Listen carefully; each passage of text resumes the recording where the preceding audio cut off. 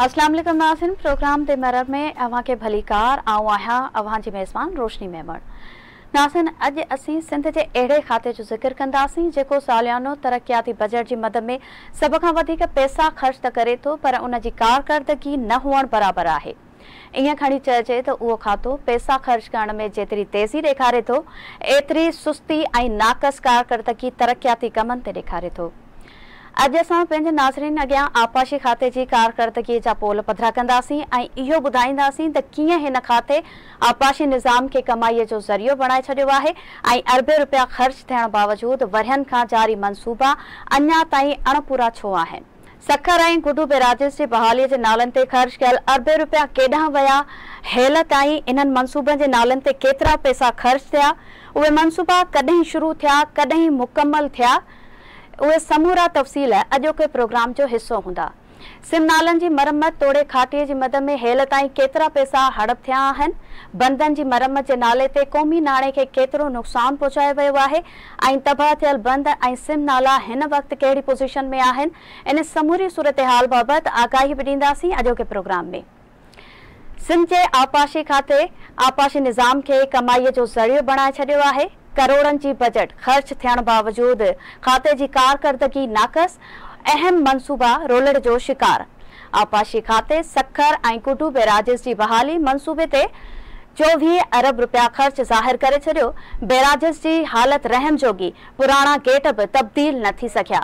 सिंध हुकूमत आलमी इदारे खां कर्ज़ वठी सिंध जे बेराजिस जी बहालीअ जो कमु शुरू कयो। 74 अरब 61 करोड़ लाॻत वारो मनसूबो वक़्त ते मुकमल न थी सघियो। गुडू बेराज बहाली मनसूबो 2015 खां शुरू थियो, दिसंबर 2020 में मुकमल थियणो हो। अणपूरे मनसूबे जी लाॻत 20 अरब 24 करोड़ मां वधी 31 अरब 33 करोड़ थी वई। सखर बेराज जी बहाली वारो मनसूबो 2018 में शुरू थियो। 4 साल गुज़रण बावजूदि मनसूबो अणपूरो। लाॻत 16 अरब 66 करोड़ मां वधी 43 अरब 28 करोड़ रुपया थी वई। बेराजिस जी बहाली मनसूबे लाइ 68 अरब 34 करोड़ रुपया आलमी इदारे जो कर्ज़, 5 अरब 25 करोड़ सिंध हुकूमत अदा कंदी। वफ़ाक़ी सरकार बि 1 अरब रुपया ॾींदी। आलमी इदारे पारां जारी थियल 24 अरब 79 करोड़ रुपयनि मां 22 अरब 94 करोड़ रुपया ख़र्च ॾेखारियल। सिंध हुकूमत जे पैसनि मां बि 1 अरब 37 करोड़ रुपया ख़र्च थी विया। गुज़िरियल माली साल दौरान केनालनि जी मरम्मत लाइ 13 अरब 93 करोड़ 46 रक़ब पूरा न थिया। आपाशी खाते 19 अरब 27 करोड़ रुपया ख़र्च ज़ाहिर करे छॾिया। सिम नालनि जी खाटीअ जे नाले ते 2 अरब 3 करोड़ 47 लख रुपया ख़र्च ज़ाहिर। खाटीआरो कमु मुख़्तस कयल 88 करोड़नि मां पूरो न थियो। इज़ाफ़ी बजट मंज़ूर कराई वई। 2022 जी बोर्ड में तबाही मचाईंदड़ सुप्रियो बंद ते टके जो कमु न थियो, हंधा हंधा टुटल। AFP बचा बंद जी पिचिंग जो कमु बि अणपूरो, कागज़नि में करोड़े रुपया ख़र्च। गुज़िरियल बोर्ड दौरान भानसैदाबाद वेझो LS बचा बंद ते ॾिनल कट मथां रोड न ठही सघियो। 0 पॉइंट खां हमल ढंढ ताईं AFP बंद जो कमु बि अणपूरो। सेवण खां समुंड ताईं पाणी छोड़ करण ऐं मंछर ढंढ तोड़े सिंधु दरिया खे गदलो थियण खां बचाइण वारो RBOD2 मनसूबो 23 सालनि खां रोलड़ जो शिकार। इन समूरी सूरत हाल ते ॻाल्हि ॿोल लाइ स्टूडियो में असांखे ज्वाइन कयो आहे KTN न्यूज़ जे सीनियर रिपोर्टर सगीर चांडियो। वॾी महिरबानी सगीर टाइम ॾियण लाइ। सगीर, सभ खां पहिरियां आपाशी खाते जी मजमूई कारकर्दगी बाबति असांखे आगाह कजो ऐं इहो बि ॿुधाइजो त हिन खाते जी सालियानो बजट लॻभॻि केतिरी हुजे थी, उन मां केतिरा पैसा ख़र्च थियनि था ऐं जेतिरी रक़म ख़र्च ॾेखारी वञे थी, छा सरज़मीन ते एतिरो कमु बि थिए थो? वॾी महिरबानी रोशनी।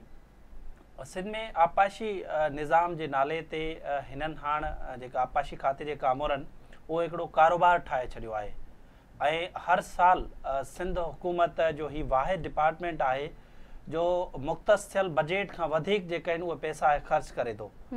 जेकॾहिं का बि अहिड़ी कुदरती आफ़त अचे थी या का एमरजेंसी वारी सूरत हाल थिए थी त हिन खाते जी नाक़स कारकर्दगी ज़ाहिर थी वञे थी।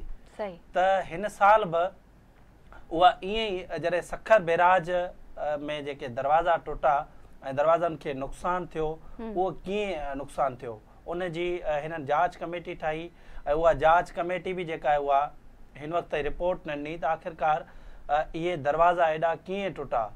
इन में सालनि जी लापरवाही शामिल हुजे थी।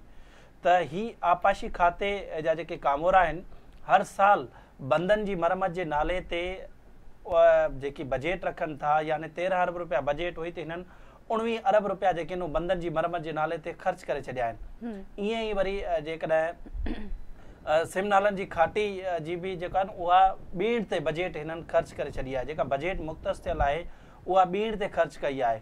त सिंध जे आपाशी खाते जे कामोरनि जी जेका तव्हां कारकर्दगी आहे उहा नाक़स ऐं ज़ीरो कारकर्दगी आहे। उहा इन करे जो तव्हां ॾिठो हूंदो त जॾहिं 2022 में बोर्ड आई त इन्हनि कामोरनि जी जेका उहा पत वाइकी थी ही, हंधा हंधा जेके आहिनि उहे घारा लॻा हुआ, उहे बंदि जेके आहिनि उहे कमज़ोर हुया। इन्हनि जी का बि सही नमूने सां उन वक़्तु प्लानिंग जेका उहा न हुई ऐं केतिरा ई जेके आहिनि उहे चीफ इंजीनियर त उन वक़्तु या जेके एक्सी आहिनि उहे मुअतल बि कया विया हुआ, उहे बाद में वरी बहाल बि थिया। त हिकिड़े सिस्टम जे तहत आपाशी खाते खे उहो हलायो वेंदो आहे ऐं हिकिड़े बाअसर माण्हू जे जेका हथ में उहा कमान हूंदी आहे ऐं उन जे ज़रिए इहो सॼो डिपार्टमेंट हलंदो आहे। त आपाशी खाते जा जेकी कामोरा आहिनि जेके ख़ासि तौर ते नेब सां VR करे आया आहिनि त उन्हनि जे ख़िलाफ़ कार्रवाई करण बदिरां उन्हनि खे मेन पोस्टनि ते जेको आहे उहो विहारियो वञे थो, या जेकी 4-4.5 अरब रुपयनि जी करप्शन जी इल्ज़ाम हेठि आयल आहिनि या जिन ते रेफरेंस हुजे उन्हनि खे मेन पोस्टनि ते विहारियो वञे थो ऐं उन्हनि खे वरी बाद में प्रमोशन बि ॾिना वञनि था। इन करे हिन आपाशी खाते जेको आहे नहरी निज़ाम खे जेको आहे हुननि हिकिड़ो कारोबार ठाहे छॾियो आहे। हर साल हिननि जेका उहो बजेट सिंध हुकूमत जो ही पहिरियों डिपार्टमेंट आहे जो सभ खां वधीक बजेट ख़र्च करे थो। जिते सरज़मीन ते तव्हां वेंदो त उते जेके कारी वारा कख नज़र ईंदा तव्हांखे ऐं बंदनि जी न मरम्मत थियल हूंदी, न वरी उते सिम नालनि जी का खाटी थियल हूंदी।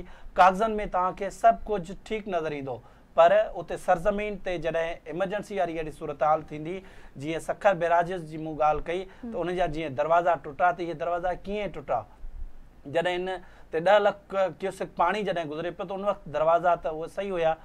त बाद में इन जेका उन जी सही तरीक़े सां मेंटेनेंस न थियण जे करे उन्हनि जी लापरवाही, कामोरनि जी लापरवाही जे करे ई अहिड़े क़िस्म जा जेके आहिनि उहे नुक़सान थियनि था। सिंध हुकूमत खे हिन वक़्तु सोचण जी ज़रूरत आहे त आपाशी खाते जा जेकी कामोरा आहिनि जेके जूनियर मेन पोस्टनि ते विहारिया आहिनि उन्हनि खे साइडलाइन करे सीनियरनि खे आणे त जीअं ही नहरी निज़ाम बहितर थिए ऐं सिंध जा जेकी आपाशी जेके बंद आहिनि उहे बहितर थी सघनि। अच्छा सगीर, इहो ॿुधाइजो त आपाशी खाते जा हिन वक़्तु कहिड़ा मुख्य मनसूबा हलंदड़ आहिनि ऐं उन्हनि मां केतिरा मुकमल थी सघिया आहिनि ऐं केतिरा अञा बि रोलड़ जो शिकार थियल आहिनि? असल में आपाशी खाते जा केतिरा ई मनसूबा जेके आहिनि उहे रोलड़ जो शिकार बणियल आहिनि। उन मां सिंध बैराजिस जी बहाली वारो बि मनसूबो आहे ऐं उहो बि वक़्त ते मुकमल न थी सघियो। सिंध बैराजिस जी बहाली वारो अगरि मनसूबे में दिलचस्पी हुजे हा, हालांकि उन मां आलमी इदारे खां उन्हनि कर्ज़ बि वरितो, अगरि उन में दिलचस्पी हुजे हा कामोरनि जी त इहो नुक़सानु जेको आहे सखर बैराज वारो उहो न थिए हा। त उहो सखर बैराजिस वारो मनसूबो वक़्त ते मुकमल न थियो। गुड्डू बैराज वारो मनसूबो जेको आहे 2020 में मुकमल थियणो हुयो, अॼु 2024 में वेठा आहियूं, मनसूबो मुकमल न थी सघियो आहे। इहो 2027 ताईं हाणे खणी विया आहिनि। त वरी सखर बैराजिस जी बहाली वारो जेको मनसूबो आहे उन जा समूरा गेट तब्दील थियणा आहिनि, उन्हनि खे जदीद नमूने सां जेको आहे बहाली सखर बैराजिस खे करिणो आहे। त उन में का जेका मैनुअल जेको सिस्टम आहे उन मैनुअल खां हाणे जदीद सिस्टम करिणो आहे। त उहो जेको सखर बैराजिस वारो मनसूबो आहे उहो 2022 में मुकमल थियणो हुयो, पर 2022 त ठहियो, 2024 में वेठा आहियूं। उहो मनसूबो 2024 में बि मुकमल न थियो, हाणे 2027 जो चई रहिया आहिनि। त इहो मनसूबो रोलड़ जो शिकार आहे। हाणे ईंदासीं पाण RBOD 2 जो, त RBOD 2 जेको मनसूबो आहे उहो अञा ताईं मुकमल न थी सघियो आहे। त 2001 खां हिकिड़ो मनसूबो शुरू थिए थो, 14 अरब रुपयनि जी लागत सां मनसूबो शुरू थिए थो, 2024 आहे अॼु, त 23 सालनि में इहो मनसूबो मुकमल न थी सघियो आहे। हिन वक़्तु सिंध हुकूमत खे इहा ख़बर न आहे त इन मनसूबे जो छा थींदो। त सिंध हुकूमत जो हाणे इहो मौक़िफ़ आहे त इहो मनसूबो हाणे वापसि जेको आहे असां खां वठे, RBOD 1 हुजे या LBOD हुजे या RBOD जेको आहे उहो 3 हुजे, त इहे मनसूबा जेके आहिनि नाकारा बणियल आहिनि। त इहे ई सिंध खे बोड़नि पिया। त उन्हनि इन्हनि जी मेंटेनेंस जे जेका मद में या उन्हनि खे मरम्मत जे नाले ते इहा हिननि जे लाइ ॼण सोनी झिरकी आहिनि। त त इहे मनसूबा जेके आहिनि मुकमल बि कोन पिया थियनि ऐं हिन वक़्तु जेको आहे RBOD2 जो जेको मनसूबो आहे उहो बंदि आहे, मतिलबु उनजो कमु ई बंदि आहे, हले ई न पियो। त अहिड़े क़िस्म जा केतिरा ई मनसूबा आहिनि उहे मुकमल कोन पिया थियनि ऐं तव्हांखे जेका बैराजिस जी बहाली वारो मनसूबो त मेन हुयो उन्हनि खे मुकमल करणो हुयो, पर उहो बि न थी सघियो आहे। सही। अच्छा सगीर, जीअं अवां ॿुधायो त आपाशी खाते जे मुखिया मनसूबनि में सखर ऐं गुड्डू बैराजिस जी बहाली वारो मनसूबो बि शामिल हुओ। ताज़ो सखर बैराज जो हिकु दरवाज़ो लुढ़ी वञण ऐं हिक जे मुतासिर थियण वारो मामिलो बि साम्हूं आयो। जेकॾहिं अञा ताईं बैराजिस जा दरवाज़ा बि ठीकु न थी सघिया आहिनि त पोइ इन मनसूबे तहत हेल ताईं ॿियो कहिड़ो मनसूबो थियो हूंदो? ॾिसो, ही तमामु संगीन जेका आहे उन्हनि नाहेली आपाशी खाते जे कामोरनि जी उहा साम्हूं आई आहे त उन जी लापरवाही जे करे ई अहिड़े क़िस्म जो हू नुक़सानु थियो सखर बैराजिस ते, त उन जी जांच थियणी आहे। जेका जांच हुननि खे शफ़ाफ़ नमूने सां करणी पवंदी, छाकाणि त तमामु ई वॾो नुक़सानु थियो ऐं तक़रीबन हिकु हफ़्तो जेको आहे उन्हनि खे लॻी वियो ऐं ज़रई ज़मीनूं माण्हुनि जा जेके ॿिज पोखियल हुया, सारियुनि जा वणनि जो फ़सुल हुयो, उन्हनि खे आपाशी खाते जे कामोरनि जी नाअहली जे करे नुक़सानु थियो। त उन में वरी ॿिया जेके आहिनि उहे किरोड़ रुपया हाणे इन गेट नंबर 47 ते जेके आहिनि उन्हनि हाणे ख़र्च बि कया आहिनि। त हीउ जेको सखर बैराजिस वारो मनसूबो आहे उन जी पहिरीं जेका कास्ट हुई नाज़रीन खे ॿुधाईंदुसि त 16 अरब 66 करोड़ रुपया हुई। हाणे सखर बैराजिस जी बहाली वारे उन प्रोजेक्ट जे ओरिजिनल कास्ट मां हाणे रिवाइज़ करे हाणे 43 अरब ताईं पहुची वई आहे इहा सखर बैराजिस। त उन मां बाक़ी जेका गुड्डू बैराजिस वारी कास्ट में बि इज़ाफ़ो कयो वियो आहे। उन जी 20 अरब रुपया जेका उहा बजट हुई, एस्टिमेट उन्हनि कयो हुयो, ओरिजिनल कास्ट हुई उन्हनि जी, ऐं हाणे वरी उन्हनि जी 31 अरब रुपया यानी इनमें 11 अरब रुपया जेके आहिनि उहे वधाया आहिनि। हाणे मजमूई तौर ते सिंध बैराजिस जी बहाली वारो जेको मनसूबो आहे यानी सखर बैराज ऐं गुड्डू बैराज, उन जी जेका हाणे ओरिजिनल जेका रिवाइज़ कयल कास्ट जेका आहे उहा 74 अरब 61 करोड़ रुपया ॿुधाई वई आहे। हाणे उन मां आलमी इदारो जेको आहे उहो हिननि खे कर्ज़ु ॾींदो। हिन वक़्त ताईं जेको आहे उहो 24 अरब रुपया जेके मालूमात मिली आहे मूंखे, 24 अरब रुपया हिननि खे जारी बि करे चुको आहे कर्ज़ु। त उन 74 अरब रुपयनि मां 68 अरब रुपया जेके आहिनि इन्हनि खे हाणे कर्ज़ु मिलंदो ऐं बाक़ी 5 अरब 26 करोड़ रुपया उहे सिंध हुकूमत इन में अदा कंदी ऐं 1 अरब रुपया जेका उहो वफ़ाक़ी हुकूमत ॾींदी। त हीउ मनसूबो जेको हुयो उहो 2015 खां ही शुरू थियो हुयो। गुड्डू बैराज वारो जेको मनसूबो हुयो अगस्त 2015 खां शुरू थियो। डिसंबर 2020 में गुड्डू बैराजिस वारो मनसूबो मुकमल करणो हुयो। उन्हनि जा गेट जेके आहिनि उहे तब्दील करणा हुया ऐं उन जी बहाली वारो इहो मनसूबो हुयो गुड्डू बैराजिस। त उहो मनसूबो बि हाणे 2027 में मुकमल थींदो जेको 2020 में मुकमल थियणो हुयो। त उन में कंहिंजी नाअहली आहे ऐं कहिड़ा जेके आहिनि उहे इन में ज़िम्मेवार उन्हनि जो तइनु थियणु घुरिजे, उन्हनि जे ख़िलाफ़ु कार्रवाई थियण जी ज़रूरत आहे बजाए उन जे कास्ट वधाइण जे। उनखां अलावा पाण सखर बैराज वारे ईंदासीं मनसूबे ते। त सखर बैराज जी बि हालत ख़राबु आहे। हाणे ताज़ो जेको आहे सिंध असेंबली में सूबाई वज़ीर जाम ख़ान छोरो उन ख़िताब बि कयो त उते हालत तमामु ख़राबु आहे। उहे समूरा गेट जेके आहिनि असीं तब्दील कंदासीं। त हीउ मनसूबो 2018 खां शुरू थियो 2022 में, यानी ही 4 सालनि जो ही मनसूबो हुयो। इहो मनसूबो बि मुकमल न थी सघियो आहे। त हिन में जेका सखर बैराज जी हिननि ॿुधाइनि पिया त 14 सैकड़ो जेको आहिनि उहा सखर बैराज जी उते फिज़िकल उन्हनि पोज़ीशन ॿुधाइनि था, बाक़ी फाइनेंशियल जेका आहे उहा 20 सैकड़ो ॿुधाइनि था।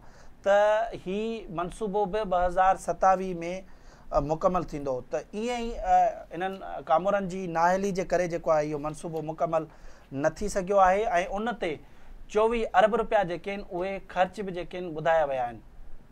त हाणे उन में हिननि जेको आलमी इदारो जेको आहे उहो 24 अरब रुपया जेके आहिनि इन ते जारी बि करे चुको आहे ऐं मतिलबु उनखे कर्ज़ु ॾेई चुको आहे। उन मां 22 अरब 94 करोड़ रुपया हिननि ख़र्च ॼाणाया आहिनि।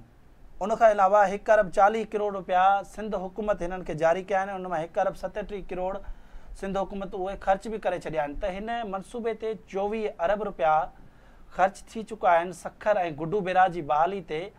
त हीउ मनसूबो आख़िरकार इन हालत में छो आहे ऐं इहो मनसूबो वक़्त ते मुकमल छो न थी सघियो आहे, इन जी सही नमूने सां जांच थियणु घुरिजे। कहिड़नि कामोरनि जी जेका उहा लापरवाही आहे। इन खां अॻु तव्हांखे ॿुधाईंदुसि त हिन में हिकिड़ो नेब सां VR थियल चीफ इंजीनियर खे जेको हू चीफ उते इंजीनियर हुयो सखर बैराज जो, जिन नेब सां VR कई, यानी उन ॾोह जो एतिराफ़ कयो त हुन करप्शन कई, उन पैसा जेके नेब खे वापसि कया, उहो चीफ इंजीनियर हुयो।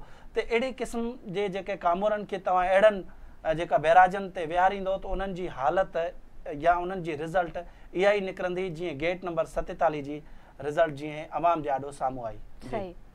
अच्छा सगीर, नाज़रीन खे थोरो तफ़सील सां ॿुधाइजो त सखर ऐं गुड्डू बैराजिस जी बहालीअ वारे मनसूबे जी कुल लागत केतिरी आहे, हेल ताईं केतिरी रक़म ख़र्च थी आहे ऐं इहा रक़म किथां अचे पई ऐं इहो मनसूबो आख़िर मुकमल कॾहिं थींदो?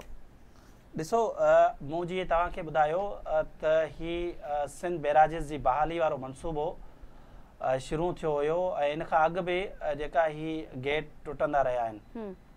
त उन खां पोइ हिननि इहो मनसूबो शुरू कयो। 2015 खां गुड्डू बैराज वारो मनसूबो शुरू थियो ऐं 2000 जेको आहे ही 2020 में यानी 5 सालनि जो इहो मनसूबो हुयो त इहो मुकमल थियणो हुयो। 2020 में इन जी कास्ट हुई 20 अरब रुपया, पर हाणे उहो मुकमल न थी सघियो। 20 अरब रुपयनि में उन्हनि जी कास्ट हाणे वधाए करे 31 अरब रुपयनि ताईं पहुचाई वई आहे। वरी जीअं हाणे सखर बैराज ते ईंदासीं त सखर बैराज वारो मनसूबो जेको आहे उहो बि 2018 खां शुरू थियो, 2022 ताईं मुकमल थियणो हो। 4 सालनि वारो इहो मनसूबो, उन जी जेका कास्ट हुई 16 अरब 66 करोड़ रुपया, त उहो मनसूबो बि हाणे 43 अरब रुपयनि ताईं पहुची वियो आहे। त मजमूई तौर ते हाणे हिननि जी असल में ईअं थियो आहे जो इन्हनि कामोरनि जी लापरवाही जे करे इन्हनि जी कास्ट में इज़ाफ़ो थी वेंदो आहे, वक़्त ते मुकमल न थींदा आहिनि। इहे मनसूबा मनपसंद ठेकेदारनि खे पैसा जारी थींदा आहिनि ऐं वरी फाइनेंस जो हिकिड़ो अलॻि सां उहो मामिलो हूंदो आहे, उहे कमीशन उन्हनि खे देरि सां मिले थी त उन जे करे वरी थोरो लेट थींदो आहे। त अहिड़े क़िस्म जा हिकिड़े सिस्टम जे तहत जेके आहिनि मुख़्तलिफ़ मसइला इन्हनि खे साम्हूं अचनि था ऐं उहे मनसूबा जेके आहिनि रोलर जो शिकार बणिजी वञनि था। त टोटल सखर ऐं गुड्डू बैराज जी रिवाइज़ थियल कास्ट मिलाए करे 74 अरब 61 करोड़ रुपयनि जो ही हाणे मनसूबो हिननि सॼो जोड़ियो आहे। उन मां 68 अरब 34 करोड़ रुपया जेको आलमी इदारो हिननि खे कर्ज़ ॾींदो, 5 अरब 26 करोड़ रुपया सिंध हुकूमत अदा कंदी हिन मनसूबे में ऐं 1 अरब रुपया वफ़ाक़ी हुकूमत ॾींदी। त ही मनसूबो आहे, उन मां तक़रीबन 24 अरब 79 करोड़ यानी तक़रीबन पौणा 25 अरब रुपया जेके आहिनि वफ़ाक़ी ऐं आलमी इदारो इन मनसूबे लाइ ॾेई चुको आहे। त उन में मां तव्हांखे अगरि साल वाइज़ तव्हांखे ॿुधायां त 2015 ऐं 16 में हिननि 19 अरब रुपया वफ़ाक़ी ऐं आलमी इदारे जेको उहो जारी कया। ईअं ई साल 2016-17 या 17-18 2023-24 ताईं हिननि जेको आहे 24 अरब 79 करोड़ यानी पौणा 25 अरब रुपया हिननि जारी कया आहिनि।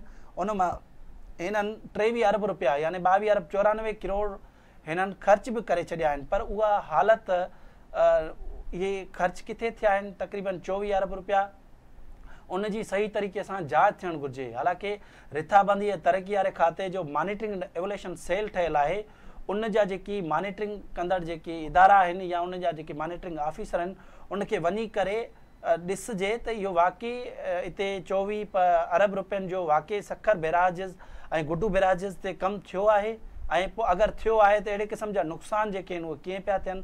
ऐं ॿुधाए पियो वञे त इन में 6 गेट जेके आहिनि सखर बैराजिस जा उहे पहिरीं अॻु में तब्दील बि कया विया। त इहो जेकॾहिं तब्दील थिया आहिनि त ॿिया गेट जेके आहिनि उहे चेंज छो न थी सघिया ऐं उन जा कहिड़ा रीज़न आहिनि ऐं हीउ मनसूबो आख़िर अॻिते छो पियो वञे।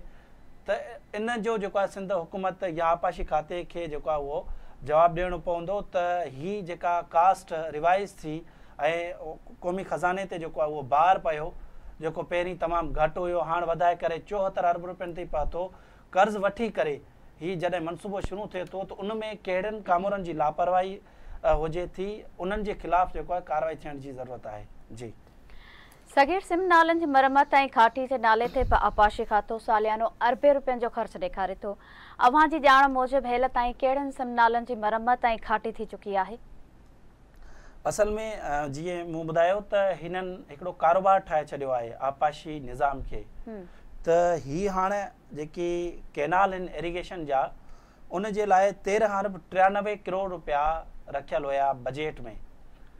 हाणे उहे हाणे बंदनि जी मरमत जे नाले ते हिननि जेकी पैसा रखिया 13.93 करोड़ उन मां हिननि वरी रिवाइज़ जेको आहे यानी आरी हिननि वरी मंज़ूर कराई ऐं हिननि बजट 13 अरब रुपया 13 अरब 94 करोड़ जेके हिननि उहे पूरा न थी सघिया बंदनि जी मरमत ते हिननि 19 अरब 27 करोड़ रुपया ख़र्च करे छॾिया आहिनि त 19 अरब रुपया इहे किथे ख़र्च थिया बंदनि जी मरमत जे नाले ते ऐं जेका बोर्ड जो बि ख़तरो आहे हलंदड़ साल ऐं बरसातूं बि जेके आहिनि पवंदियूं त उन जी पत जेका उहा अॻिते हली वाइकी थी वेंदी ऐं समूरी जेका आवाम ॾिसंदी त हिननि एॾी वॾी बजट जेका उहो ख़र्च ॾेखारनि था छा वाक़ई बंदनि जी एॾी मरमत थी आहे सरज़मीन ते वेंदो त न सिम नालनि जी खाटी थियल आहे न वरी बंदनि जी मरमत थियल आहे त हाणे उन्हनि 13 अरब 93 करोड़ मां हिननि 19 अरब रुपया ख़र्च ॾेखारिया आहिनि ऐं हलंदड़ साल जेको आहे उहा वरी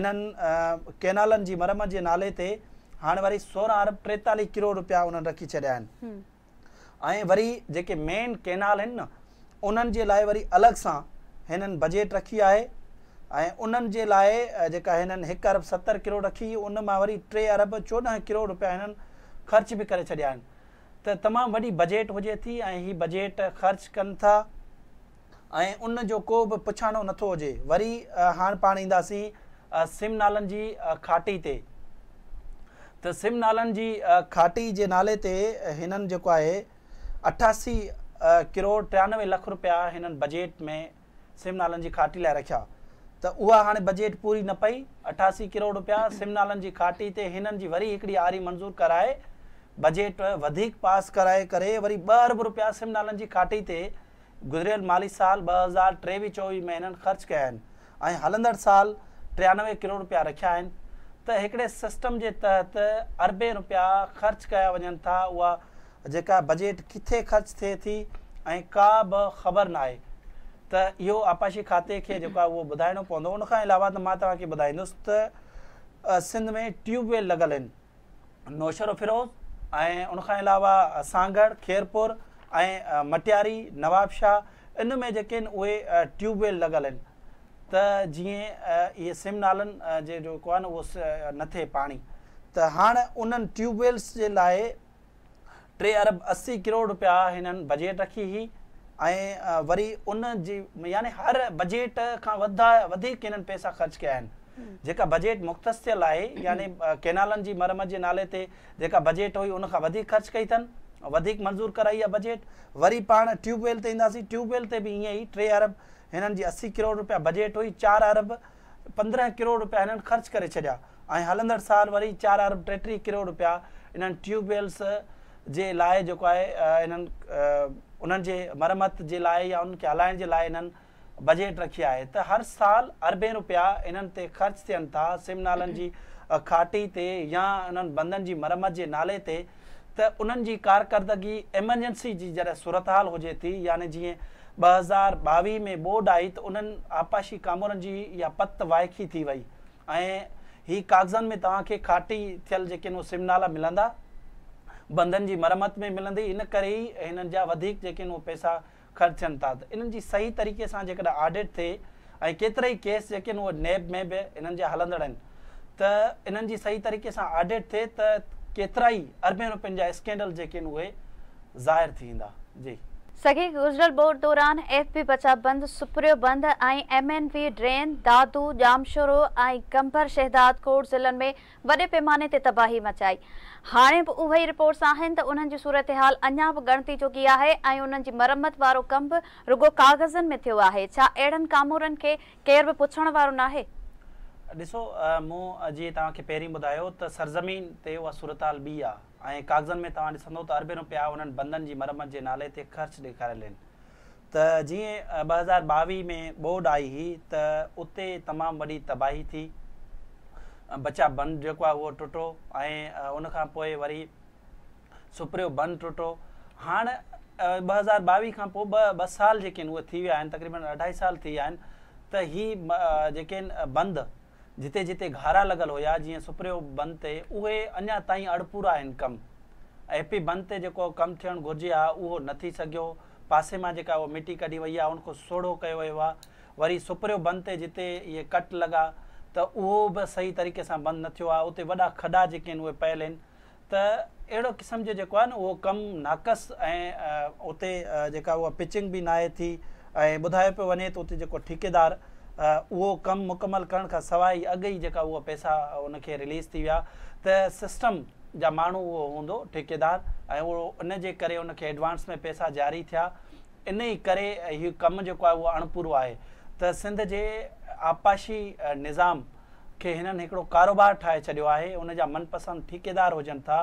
इन जे करे ई इहा सूरताल हुजे थी। हाणे ॿुधायो पियो वञे त हाणे बरसातियुनि जी अकथी कई वई आहे। ॿोॾि जो बि ख़तरो आहे त अगरि एपी बंदि जी इहा सूरत हाल रही या सुप्रियो बंदि जी इहा सूरत हाल रही त पोइ वरी ॿीहर साॻी उहा तबाही थींदी जीअं 2022 में थी। अञा ताईं त माण्हुनि जा घर ई न ठही सघिया आहिनि। 21 लख जेके आहिनि उहे घर तबाह थिया हुया। त वरी आपाशी खाते खे जेको हिन वक़्तु उहो सरज़मीन ते मतिलबु अमली तौरु हिननि खे कमु करण जी ज़रूरत आहे। बजाए जो हीअ कागज़नि में पंहिंजा पेट भरण में मसरूफ़ हुजनि था, पर हिननि खे अमली कमु करणो पवंदो।